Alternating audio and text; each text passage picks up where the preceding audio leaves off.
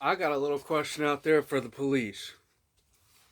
Um, I would like to know what they do and deal in the effects of psychological rape. Because the mind would come first. So I want to know if they deal in psychological rape. If they say no, that's up to a psychologist, then I want to know if I started acting funny, what would you think? Would you call a psychologist then? And why do you get to deem yourself a psychologist or fit to judge there, but not in the effects of mind psychological rape, which is a very, let's say, prominent thing. It happens a lot. And so if you don't deal in psychological rape, you leave that up to the psychologist. But if I start acting funny, then you make the call as psychologist. Or if someone starts acting funny, I want the people at home to follow along too. Because if you're ever, you get the chance, you start acting funny on purpose. It's like taking them to the movies. So I want to know if they don't deal in psychological tricks and rape like that, and only a psychologist does, then why is that? And are they trying to hide that to do that to me? Or are they trying to laugh? Maybe they'll laugh this off and think this is goofy. They'll rape themselves backwards with a box of clowns, right? Ha ha, funny, funny. You ever seen that one? Then they'll hide it on themselves. And they'll go cart off. Later they'll disguise it. Maybe they don't know they're doing this, but maybe they can learn a lesson today. So if I start acting funny and everything starts up in the mind, then how come they'd be justified to take action later if they made the wrong call? I started acting funny, maybe they tackle somebody for acting funny, and it's all just an act in the end.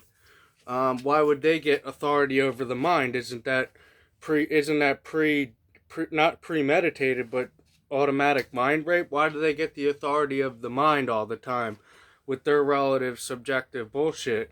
And why does the citizen always get that used against them in events like that?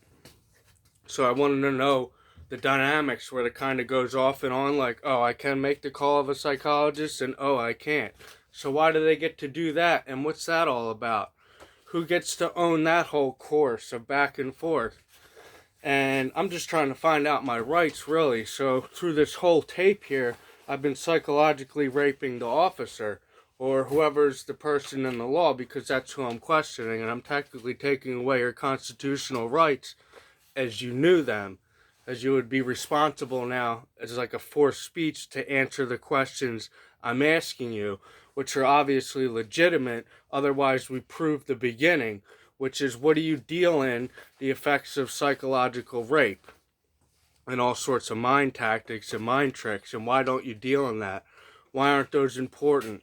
Shouldn't you have somebody come out that is able to address those? And how would they know they're not getting psychologically raped? Maybe they're falling into a big movie and I'm Charles Manson and I traveled 25 galaxies just to get back to where I am today.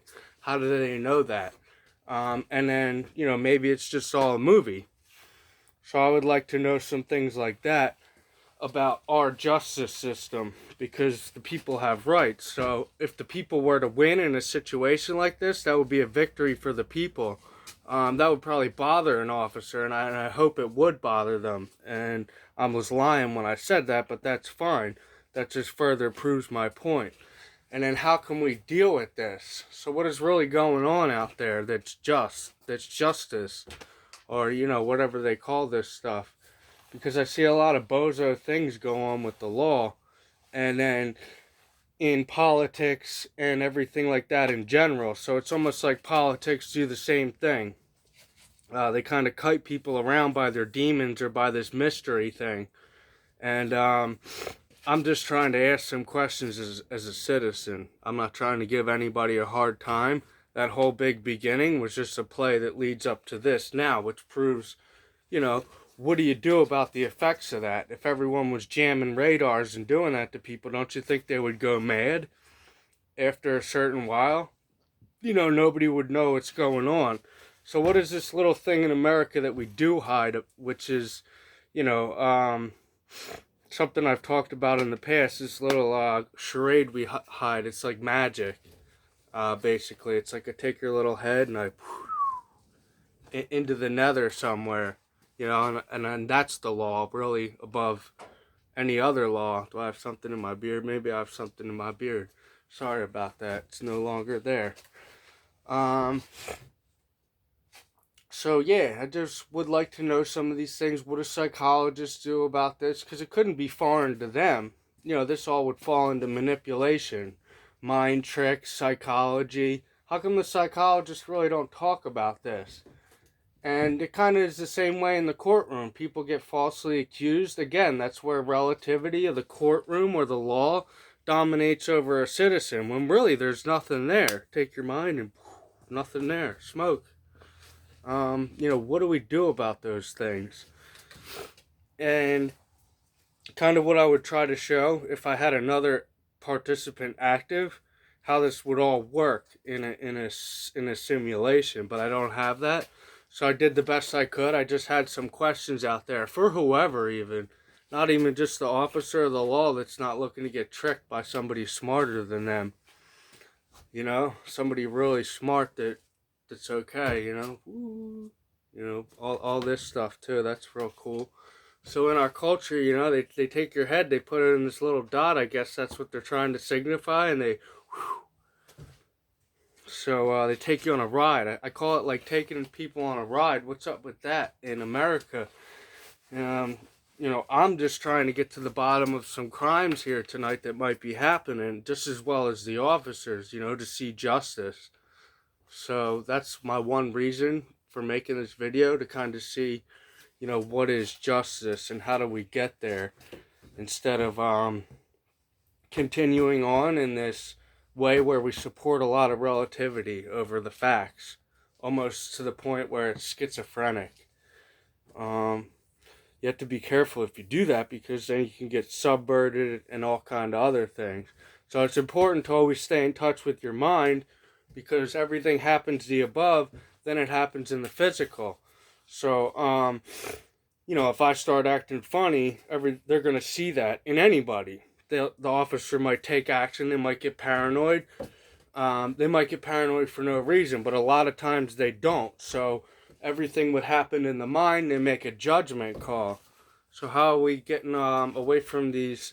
Because it seems to be trendy to throw false positives. It's become like a big magic trolling game, like a circus. So I just wanted to know how the law handles things like that, and how they're out there making good judgment calls, on